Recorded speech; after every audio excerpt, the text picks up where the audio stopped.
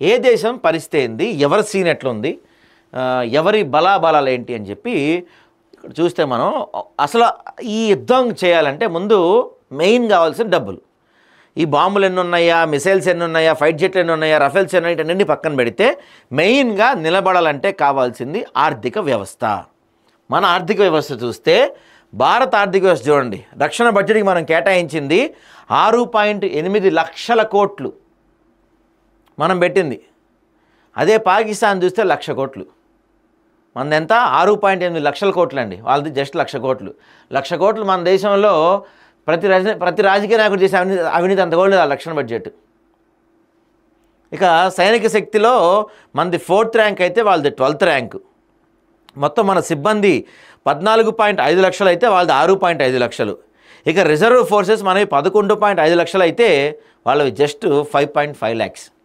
దాంతోపాటుగా సైన్యపరంగా చూస్తే అంటే సైన్యం, వైమానికం, నౌకాదళం అంటే త్రివిధ దళాలు అంటారు ఇవి.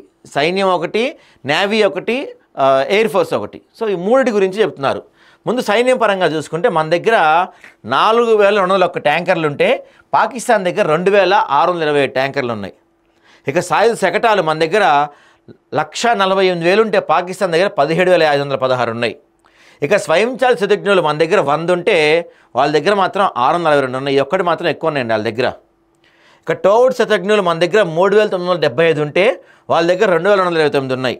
సంచార రాకెట్ ప్రొజెక్టర్లు ఇవి కూడా వాళ్ళ దగ్గర కొంచెం ఎక్కువ ఉన్నాయి మనకన్నా. మన దగ్గర 264 ఉంటే వాళ్ళ దగ్గర 600 ఉన్నాయి. ఇక్కడ ఎయిర్ ఫోర్స్లో చూస్తే మనం దీంట్లో చాలా స్ట్రాంగ్. మనం మొత్తం విమానాలు మన దగ్గర 2,229, పాకిస్తాన్ దగ్గర 1,399. ఫైటర్ జెట్లు 513 మన దగ్గర ఉంటే పాకిస్తాన్ దగ్గర 328 ఉన్నాయి. ఇక రవాణా విమానాలు మన దగ్గర 270 ఉంటే వాళ్ళ దగ్గర 64. ఇక ఫైటర్ జెట్లు మన దగ్గర 80 ఉంటే వాళ్ళ దగ్గర 57.